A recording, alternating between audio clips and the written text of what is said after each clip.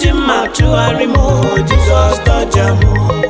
Omeka dọja m, Jesus dọja m. Enweghị m ike, o nwere ndị ji egbe achụgharị m, Jesus dọja m. O nwere ndị ji mma chụgharị m, Jesus dọja m. Jesus dọja m, Jesus dọja m. O nwere ndị ji egbe achụgharị m, Enweghị m ike, enweghị m ike, chama m olenu m.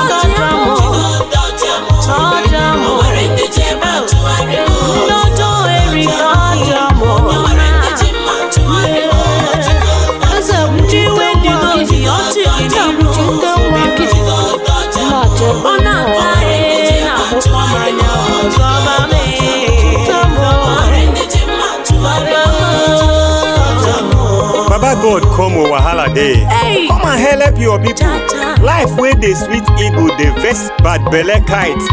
Stop pursuing your bros with guns as hunters they pursue bushmeat. It don't happen no. Another story inside Abuja boss.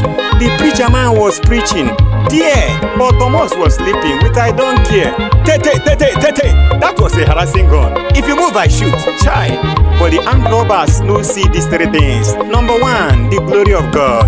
Number 2, grace of God. Number 3, the fear and the mercy of God. With that bad belly, they collected the passengers' clothes. Even the one where they wait for body tears.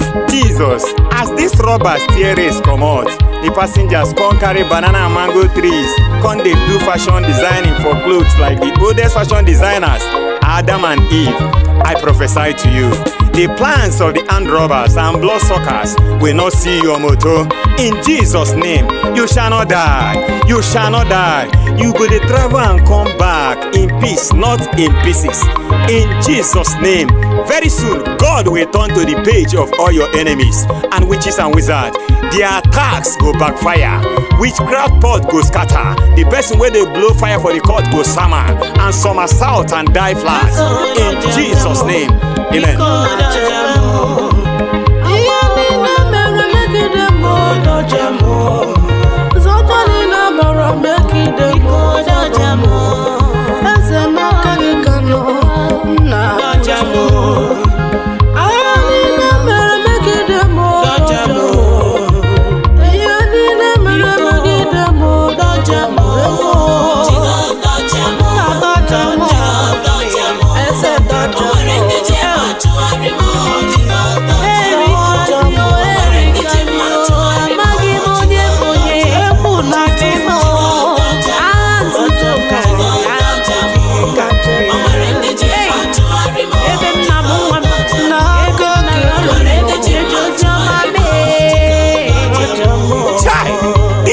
Wicked past wicked.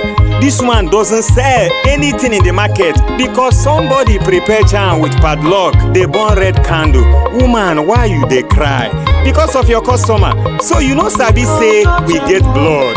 If they bring red candle, call Jesus blood. If they light the candle, shout Holy Ghost fire. And when they speak the abracadabra, speak in tongues, or you say thunder, thunder fire you there. Yes, witchcraft versus Holy Ghost craft.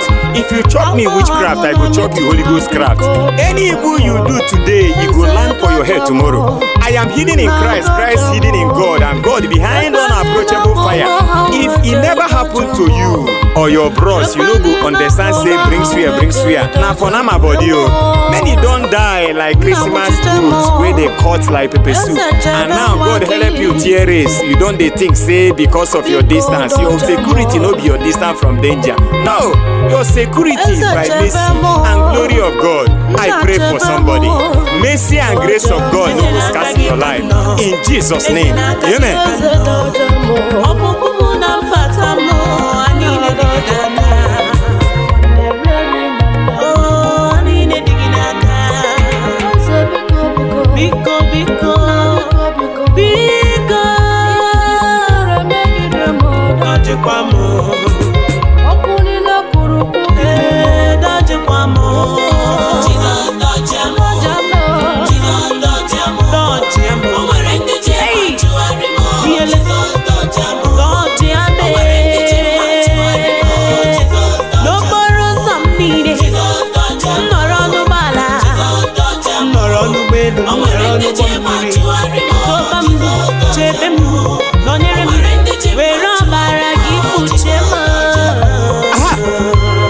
See. Jesus don't carry word enter the camp of our enemies. Kasarago boss now. Man pass man. And Mr. Man go come out for road, make man pass. Wow! Who they beat that boy? I say who they make that pikin cry? In God, Papa go come and fire you now. Hey, look at it. Chai! Sakatakata. Lagaba sundaraba sumbaskataya. Moswala gada leka twala gada. Masundele kete. Mosukata